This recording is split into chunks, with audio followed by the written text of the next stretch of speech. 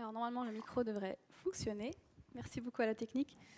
Il y en a beaucoup qui me disent que, ouais, franchement, quand tu prêches, t'es pas stressé. En tout cas, t'as pas l'air stressé. Bah si, je suis stressée. Voilà, comme ça, vous le savez. Mais merci beaucoup parce que vous m'encouragez beaucoup par vos petits retours et tout ça. Ça m'encourage.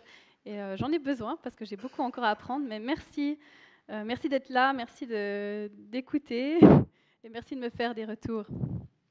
C'est vraiment encourageant.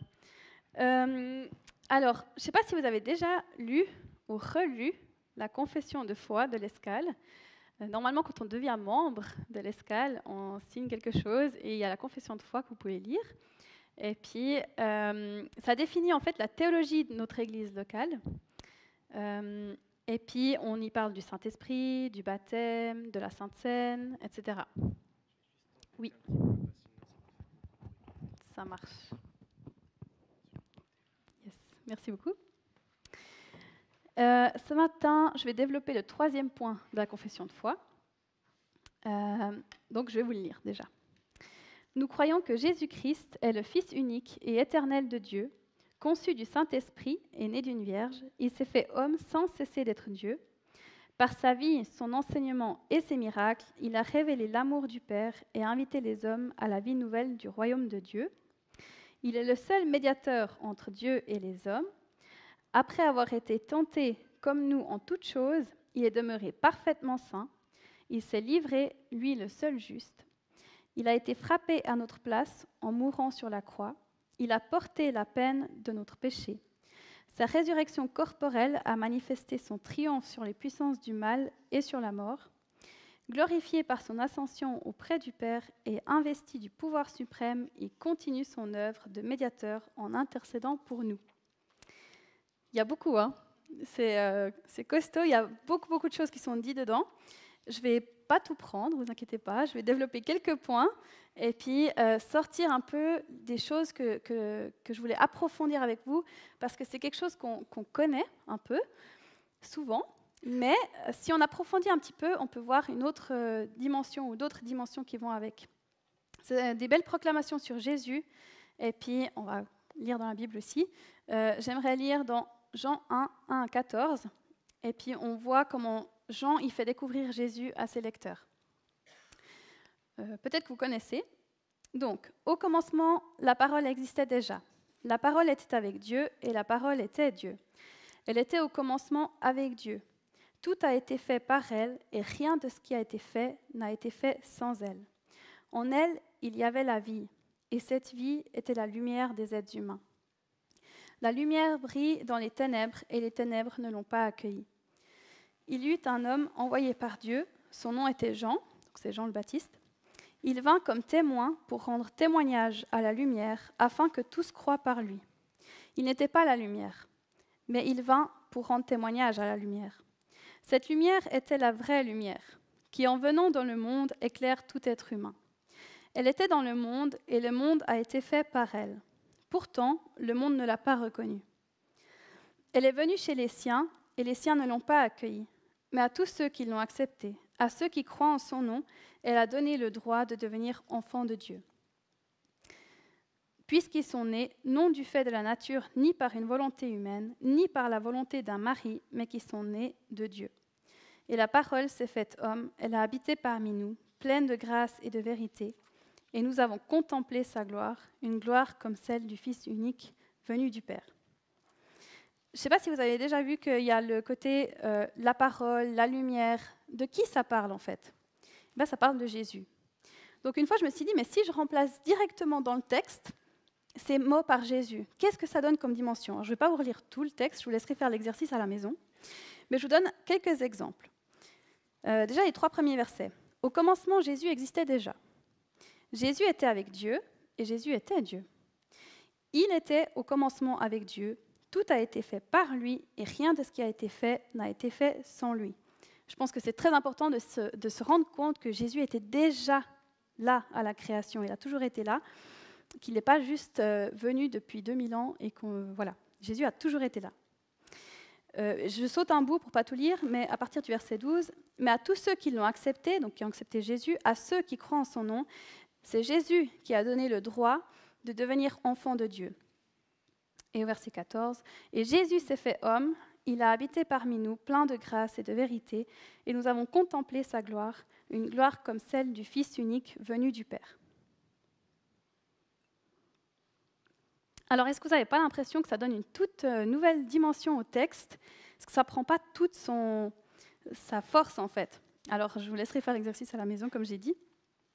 Donc, nous croyons, en fait, en ce que Dieu, qui s'est fait homme pour nous sauver, et ça ne s'est pas fait, justement, il n'y a que 2000 ans environ en arrière. Mais il a toujours été là. Donc, on va reprendre 3 points de la confession de foi que je vais un peu développer.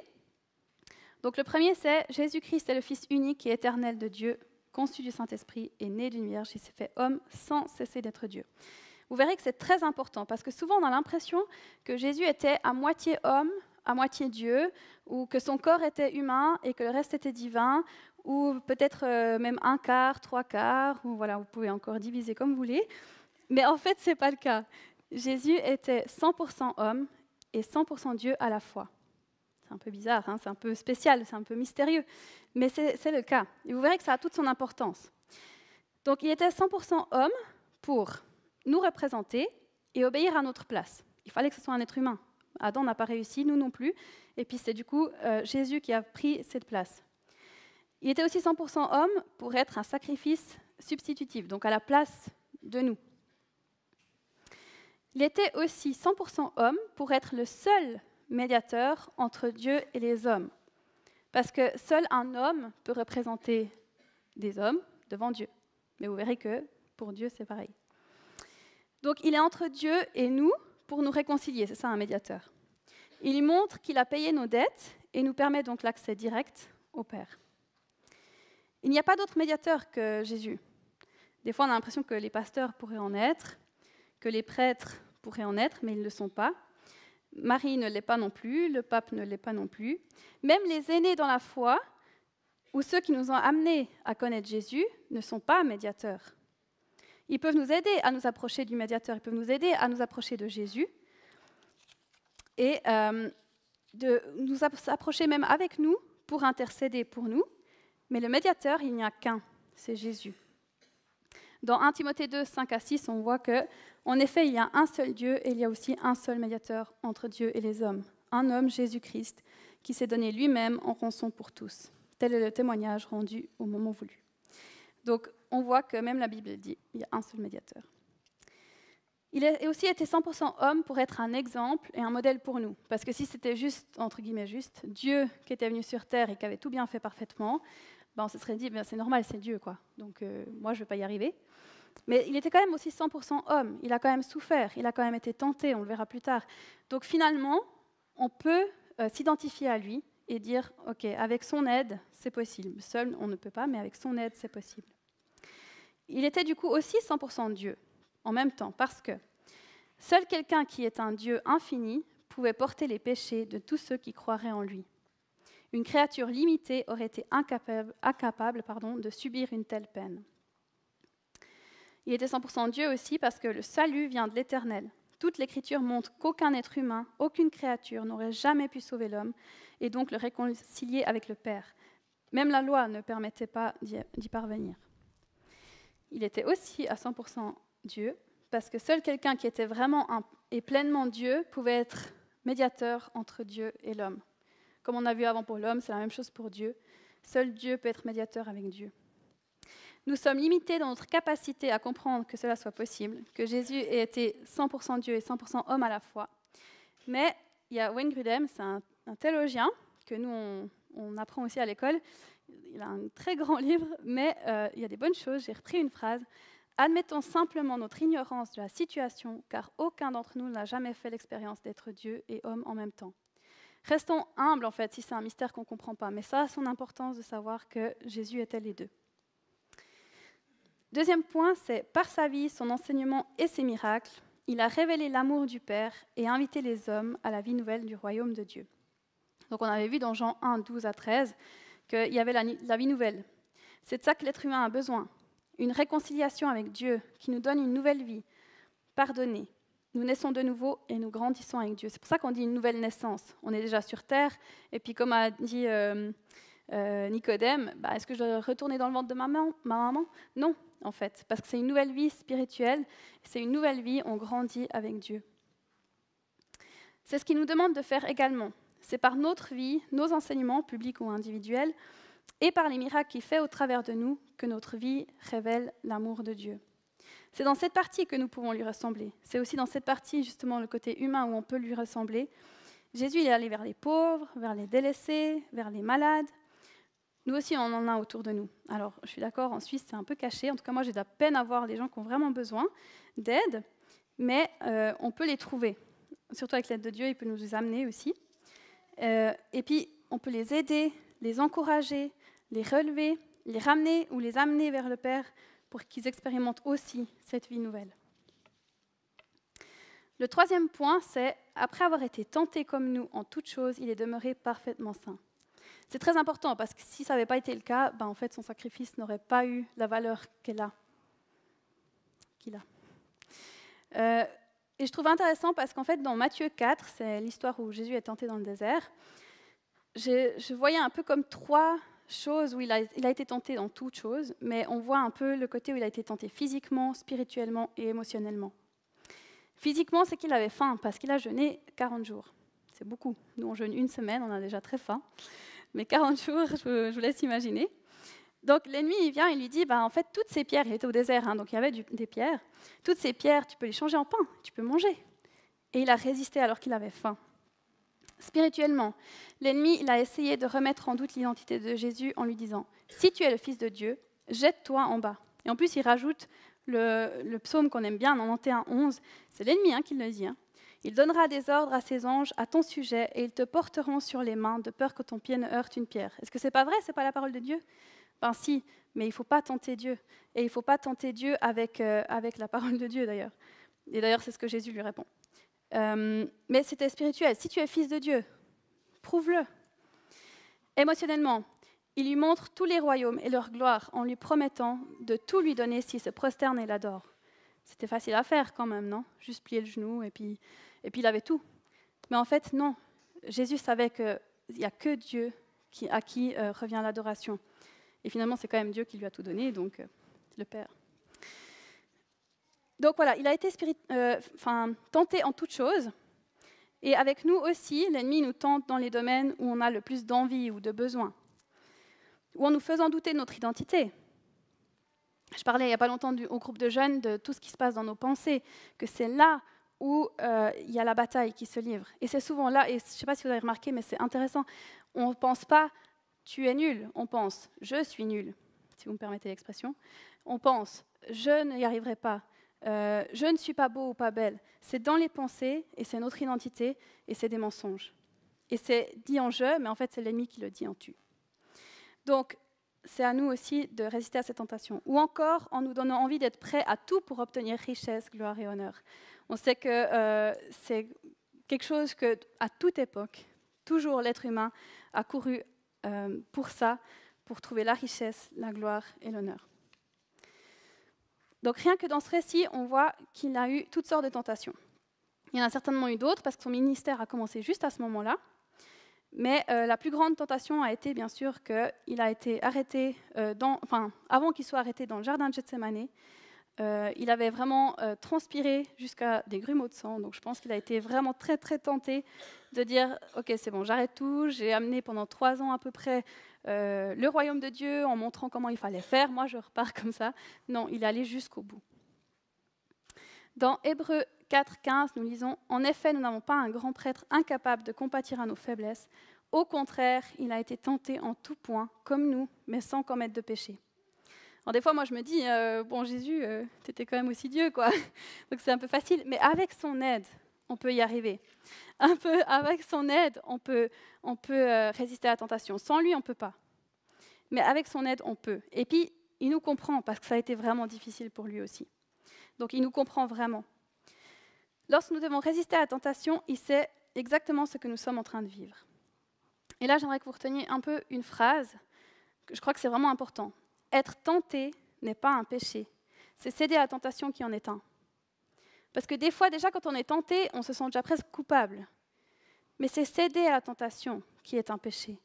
Alors, il ne faut pas se laisser désarmer. Et quand on est tenté, il faut, c'est facile à dire, mais pas à faire, mais courons vers Dieu, prenons un temps avec Dieu et disons, j'ai envie de faire ça, mais je sais que ce n'est pas juste, aide-moi à résister. Alors, donc vous avez peut-être déjà entendu, je crois qu'on l'a déjà dit ici, cette petite image de on ne peut pas empêcher les oiseaux de tourner autour de notre tête, mais on peut les empêcher de faire un nid dessus.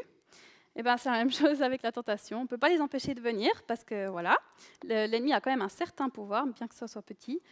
Et par contre, on peut l'empêcher, avec l'aide de Dieu, de faire un nid sur notre tête. Ça va aussi avec les pensées d'ailleurs, la tête. Mais c'est vraiment important aussi de se rendre compte que c'est par la grâce de Dieu qu'on arrive à résister à la tentation. Parce que des fois, en tout cas moi, peut-être pas vous, mais moi en tout cas, j'essaye par mes propres forces de résister à la tentation. Mais c'est avec l'aide de Dieu qu'on peut y arriver. Le 4e point dont je voulais parler, c'est sa résurrection corporelle a manifesté son triomphe sur les puissances du mal et sur la mort. Sa résurrection, elle signifie la victoire. Par lui, on a aussi cette victoire. C'est lui qui l'a obtenue, mais il nous l'a donnée. On a aussi cette victoire. L'ennemi, il est déjà vaincu. Alors, je pense que des fois, on oublie, parce qu'il agit contre nous et on a l'impression qu'il a encore tout pouvoir, mais l'ennemi, il est déjà vaincu. Et je pense qu'il faut qu'on se rappelle, et je pense qu'il faut qu'on le lui rappelle aussi des fois, de vraiment proclamer et dire, mais il est déjà vaincu, l'ennemi. C'est pour ça que le nom de Jésus, il est si puissant. Il est au-dessus de tout nom. Dans 1 Corinthiens 15, 57, c'est écrit « Mais que Dieu soit remercié, lui qui nous donne la victoire par notre Seigneur Jésus-Christ. » Des fois, quand on est tenté, des fois, on n'a pas le temps de prier pendant 10 minutes. Des fois, quand on est en danger, non plus, on n'a pas le temps de prier pendant longtemps parce que ça se passe souvent en fractions de secondes, les accidents ou d'autres choses qui peuvent arriver dans la vie. Et c'est pour ça que parfois, toujours, en tout cas je l'ai expérimenté, de dire juste Jésus, il nous protège. Vraiment, il nous protège et c'est un nom si puissant. Il nous protège, il nous donne du courage, juste parce qu'on l'appelle. Dans un seul paragraphe de la confession de foi de l'Escale, nous avons résumé un peu l'Évangile. Et en le creusant un peu, on a pu réaliser à quel point ce que Jésus a fait est précieux et unique.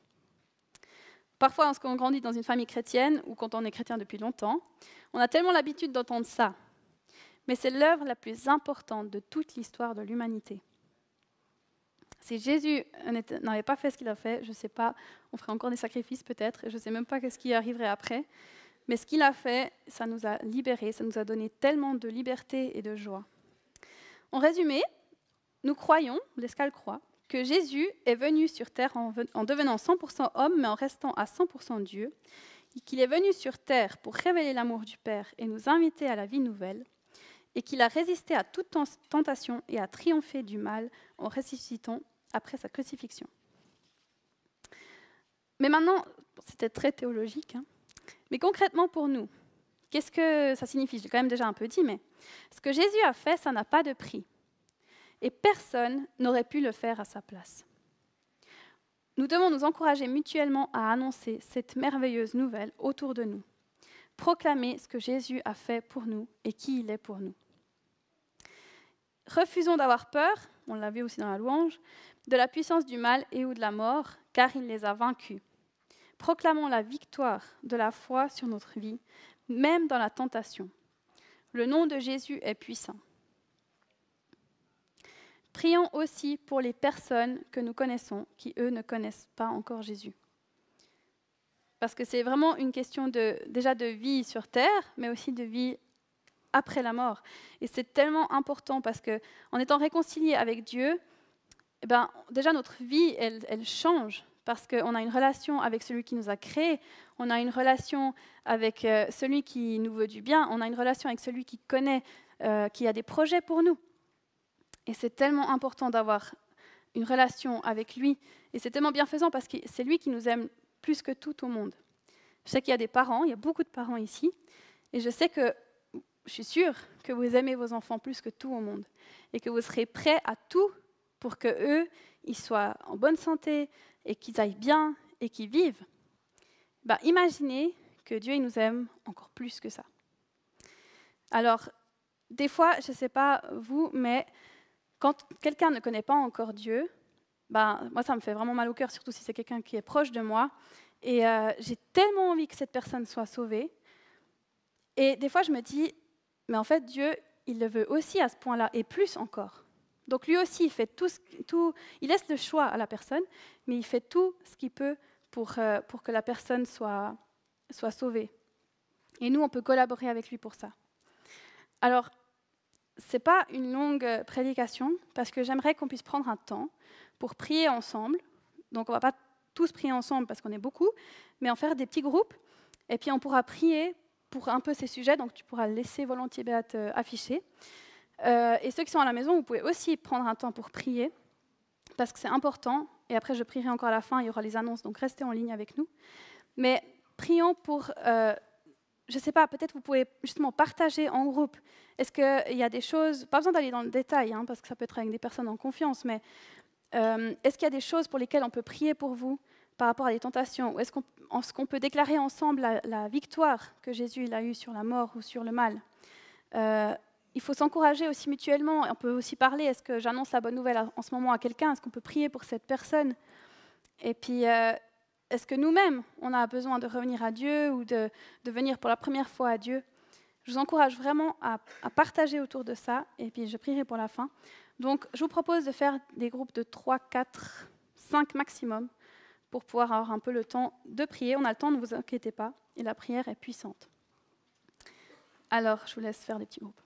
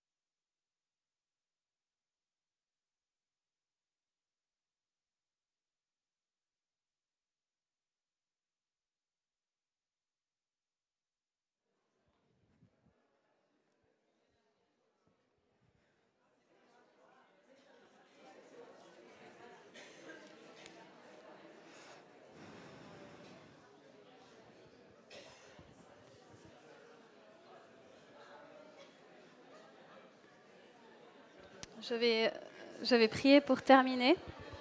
Donc vous pouvez gentiment terminer vos prières. Et puis on va prier pour conclure. Et après, il y aura les annonces encore. Merci Jésus parce que tu es venu sur terre. Merci parce que tu as quitté toute la gloire que tu avais au ciel. Et tu es venu sur terre pour vivre comme nous on a vécu. Et pour comprendre encore plus ce que nous on vit.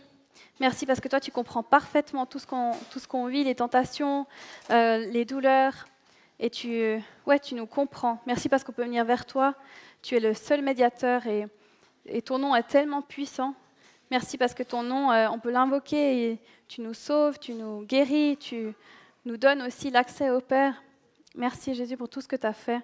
Merci aussi parce que tu nous aides aussi pour témoigner autour de nous. Tu vois toutes les personnes qui ne te connaissent pas encore et je te prie vraiment que tu continues à travailler dans leur cœur, que tu continues à te présenter à eux, à leur montrer que tu vis et que ce que tu as fait leur donne la liberté, leur donne la vie éternelle, leur donne l'accès au Père, ce Père qui nous aime tellement.